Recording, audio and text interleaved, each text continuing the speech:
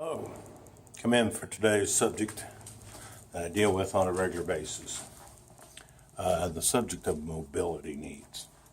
We have senior citizens and folks here that are disabled, and everyone has the same question. When they get to the place where their cane no longer works, their walker no longer works, what do? Folks, the first thing I tell senior citizens or the folks that are disabled is start at your doctor. Go to your doctor and express the concerns. Ask your doctor for a mobility exam. He may do the mobility exam himself, or he may, in fact, refer you for a mobility exam. What is the mobility exam?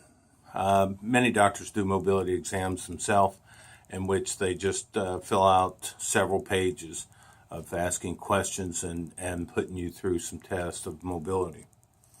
Why is that important? Well, it's required by insurances here in Tennessee that you have a mobility exam, and then whatever the outcome of that mobility exam is, your insurance should cover in most cases. If your insurance does not cover mobility equipment like a rollator or like a power chair, then there's other resources available. You could search for them on the internet.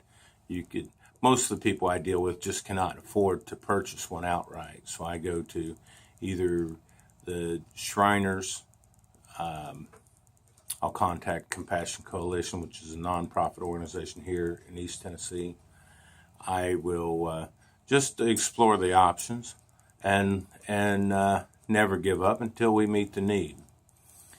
But most cases, if the folks that I deal with have Medicare, the Medicare pays 80%, and then if you have a Medigap insurance, it should pay the other 20%.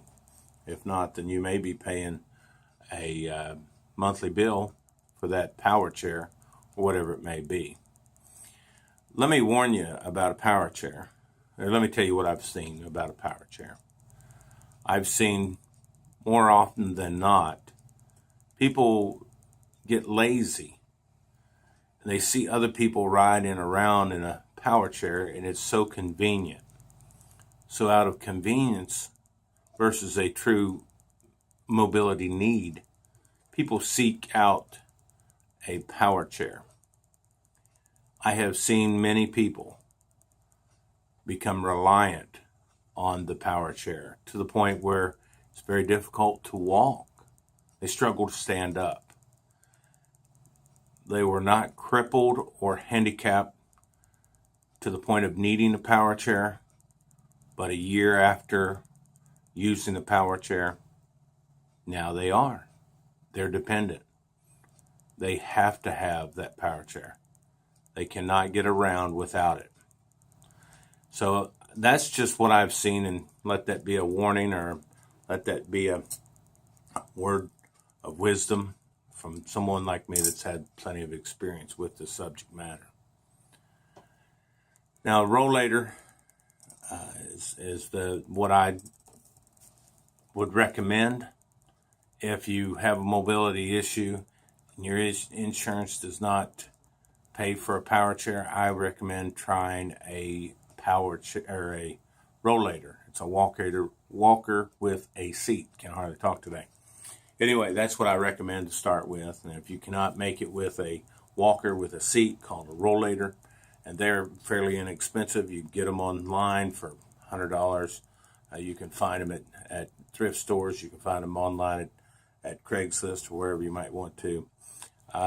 Shriners, or just a variety of different places you can find a rollator. I recommend starting with that and see if that can meet your mobility need. That's for the individuals without insurance or that can simply not afford the 20%. They don't have a Medigap insurance plan, and they're not willing to go to the doctor. Some of them just not willing to go to the doctor. They just don't want to go. A lot of seniors want to stay home, but yet they want the need met. Those are the ones I'm referring to when I say I recommend a rollator.